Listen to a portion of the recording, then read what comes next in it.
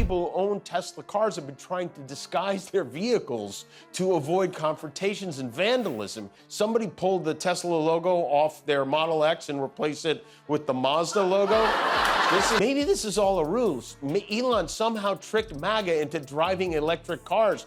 Maybe he really is a genius. But in the meantime, sales of Teslas are way down all around the world. And so for trying to pass off Chewbacca for a Chihuahua, it doesn't seem... Driving a Tesla used to mean you were a big city green juice drinking yoga liberal. Now nobody knows what it means. Elon Musk's Mars colony dream is so wild, even Stephen Colbert joked he's treating Earth like a bad Airbnb. But why are comedians like Colbert and Kimmel having a field day with Musk's vision of humanity's future? A Tesla can now change lanes on its own. Although, I had a Pinto that used to do that too. It's true.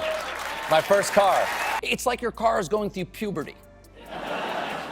Which might be why sometimes it locks itself in the garage and blasts music from itself. And what does it expose about Tesla's failures in the present? Stick around to find out how these jokes hit a little too close to home. Before we move on, I'd like to ask you a small favor. If you appreciate this content, please take a second to like this video and subscribe to the channel. Over 98% of you watch the videos without subscribing. It costs you nothing, but it makes a huge difference to us. So, did you click the subscribe button? Great. Thank you so much.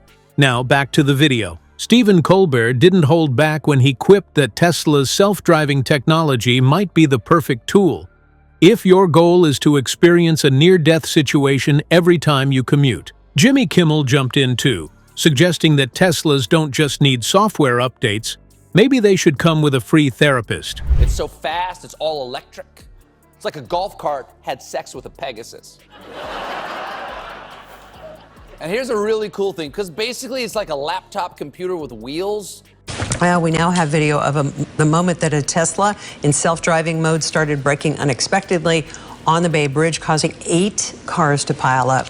Pretty harsh, right? But here's the thing. These jokes only work because what Tesla is dealing with right now is way beyond punchlines. When Musk first pitched Tesla's self-driving cars, he didn't just promise convenience, he promised a revolution. Cars that could ferry you to work, pick up your groceries, and park themselves, all while you sat back and binged your favorite shows. People imagined a world where traffic accidents were a thing of the past, road rage became a historical curiosity, and drunk driving stats sank to zero. Musk confidently told us Tesla would be the one to get us there, ahead of the pack, boldly leading the charge into this next great leap in innovation. And audiences believed him. After all, the man sent a car into space for no apparent reason. How hard could perfecting autonomous driving be? Well, apparently harder than Musk advertised. The reality, as it turns out, is a lot less utopian and a lot more nerve-wracking. Tesla's self-driving beta systems have been plagued by phantom braking, where cars slam on the brakes out of nowhere, sometimes on highways, for no good reason. Lawsuits are popping up faster than Tesla's stock drops, blaming the company for accidents allegedly caused by these glitches. And while Musk claims the software is miles ahead of competitors, the U.S. Department of Justice is digging into Tesla's self-driving claims to, let's say, verify the enthusiasm of that statement. And then there are the real-world mishaps, scenarios so bizarre they almost seem made up, like Tesla's slowing down for imaginary obstacles or suddenly swerving right into traffic lanes. Imagine explaining to your insurance company that your car had a mind of its own. One Tesla owner even reported their car steering into a barricade during autopilot mode, a feature nobody signed up for. Oh, and don't forget the clips of Teslas rolling through stop signs or hesitating awkwardly in intersections, leaving drivers behind them wondering what kind of clown programming went into the system. It's like the car itself is trying to tell everyone, hey, I'm not ready for this job. It's no surprise that late-night hosts jumped on these stories. The material writes itself. Colbert didn't just stop at jokes about phantom braking. He compared Musk to a kid who claims he did all his homework by himself but turns it in covered in crayon scribbles. Meanwhile, Kimmel nailed the absurdity of it all by saying, Musk wants your Tesla to drive you to work, but first it needs emotional support to make it through the intersection. These jokes hit, not because they're mean-spirited, but because they underline the gap between Musk's sky-high promises and the nuts-and-bolts reality of what Tesla's actually delivering. What makes comedy so effective here is that it speaks to something Tesla owners and onlookers all feel, a sense that, for all the glamour and futuristic showmanship Musk brings to the table, some basic safety checks might have been nice. Is Musk so busy thinking about humankind 2.0 with self-driving cars and Mars colonies that he's skipping over the fact that cars swerving into traffic isn't exactly version 1.0 ready? The man behind SpaceX rockets and neural implants seems laser-focused on futuristic tech, but perhaps to the detriment of fixing the glaring issues in the present. The question looms, is he stretching himself and Tesla too thin? But that's exactly why the jokes land with such force. They're not random roasts. They expose an underlying concern. People want self-driving cars that make life better, not a high-tech roulette wheel of safety risks. For every glitch that leaves Tesla owners rattled, for every headline about yet another investigation, the critiques grow more valid, and comedians are simply highlighting what others are already whispering. Who's holding Musk accountable for these grand promises? The cherry on top is that these humorous takes spark dialogue about accountability while keeping it entertaining. When Kimmel jokes that Tesla cars might need therapy, it isn't just for laughs. It's a reminder of the very real tension between ambition and reliability. Colbert's homework jab? A subtle nudge that, in this race for the future, maybe Musk should slow down and make sure he's not leaving a trail of disastrous beta versions in his wake. And here's where things get even juicier.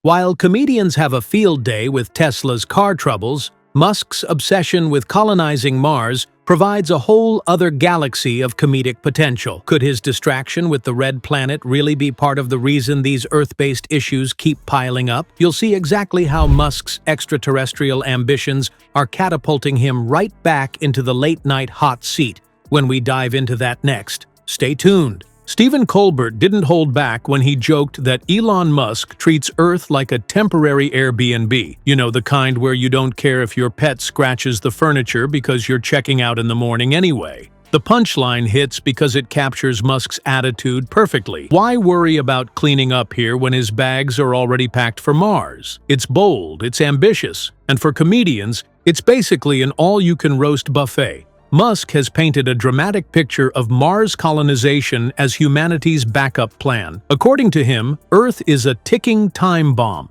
and if climate change doesn't get us, some asteroid, supervolcano, or maybe even AI uprising will. His solution? Start fresh on the red planet. He envisions gleaming domes, thriving colonies, and humanity rising from the ashes of Earth's chaos. Sounds heroic, right?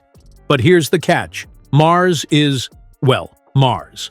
It's a freezing, dusty wasteland with no breathable air, radiation levels through the roof, and temperatures that make Antarctica look like a tropical getaway. So, while Musk frames it as humanity's plan B, critics can't help but point out that colonizing Mars doesn't just sound impossible.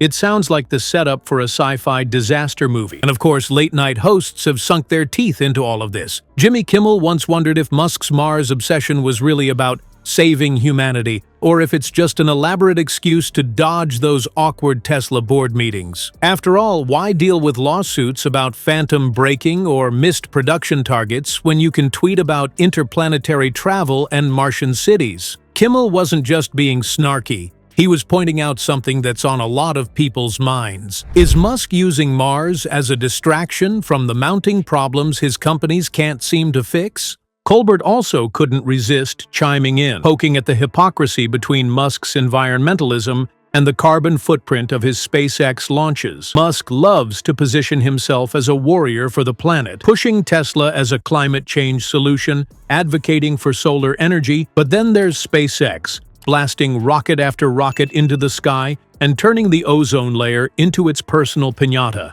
The more Musk talks about saving Earth while dumping resources into Mars and sending up emissions-heavy rockets, the harder it is to ignore the contradiction. Colbert's take: if Musk really cares about life on Earth, maybe he should start by not making it worse on his way to another planet. The humor here isn't just about roasting Musk for the sake of it.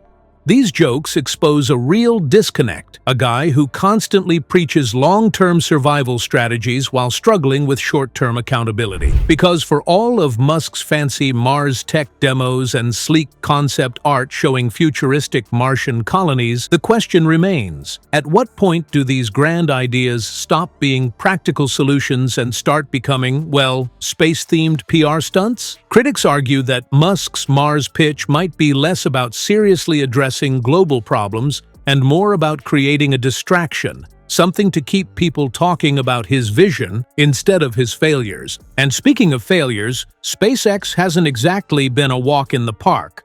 Sure, they've achieved some milestones, but the company's frequent rocket explosions and the environmental fallout they cause aren't helping Musk's image. Test launches might be exciting to watch, but every fiery crash on the launch pad raises questions about wasteful spending and unintended consequences. On the one hand, you've got Tesla marketing zero-emission cars to save the planet, and on the other, SpaceX contributing to resource depletion and pollution with its relentless quest for Mars. Comedians see the irony, and they've run with it. The jokes land so well because they strip away the sci-fi glamour Musk builds around his brand and shine a light on the absurdity of his priorities. Sure, the idea of escaping to Mars sounds cool, but are we really ready to take advice on Earth's survival from the guy whose rocket launches are leaving their own trail of damage in their wake? Instead of bold leadership, it feels more like Musk is grabbing at headlines and meme-worthy sound bites while leaving a mess behind. Colbert's temporary Airbnb jab. It sums it all up. Musk is more interested in taking off than patching the leaks in the house.